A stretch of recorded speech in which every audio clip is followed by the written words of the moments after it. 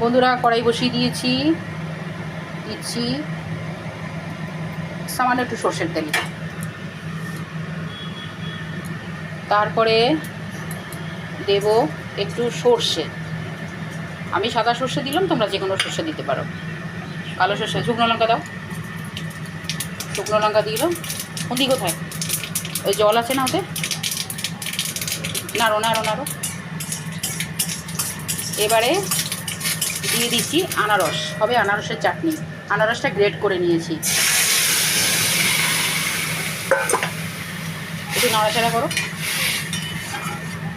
দেখো বন্ধুরা, আনারসের চাটনিতে কী কী দেবো।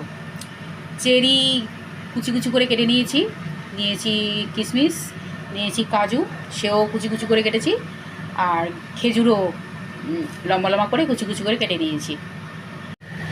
দিচ্ছি রোজকার মতন যেমন সন্দক লবণ ব্যবহার করি, একটু সন্দক লবণ দিয়ে দিচ্ছি। তারপরে দেবো একটু বিট নুন, দেখো একটু বিট নুন দিয়ে দিচ্ছি।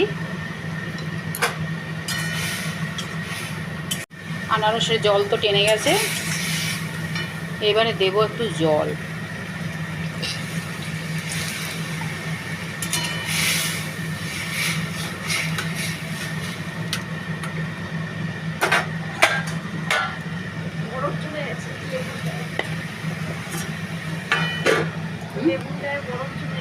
লোকে দেয় চিনি, কিন্তু আমি দিচ্ছি গুড়।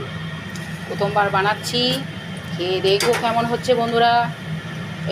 এটা হচ্ছে তোমার খেজুরের পাটালি, বুঝলে বন্ধুরা।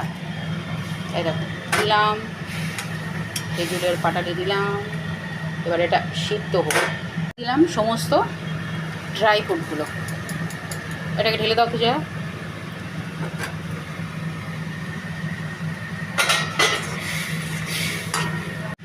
এবারে একটু ঢাকা দিয়ে দিই, এটা মজুক। ঢাকা তুলে নিয়েছি বন্ধুরা, আমার কমপ্লিট। এবারে এটা নামিয়ে দেবো একটু লেবুর রস, ব্যাস হয়ে গেল চাটনি। প্রথমবার বানালাম এই চাটনিটা। এইবারে দেবো একটু লেবুর রস। আমার চাটনি কমপ্লিট বন্ধুরা।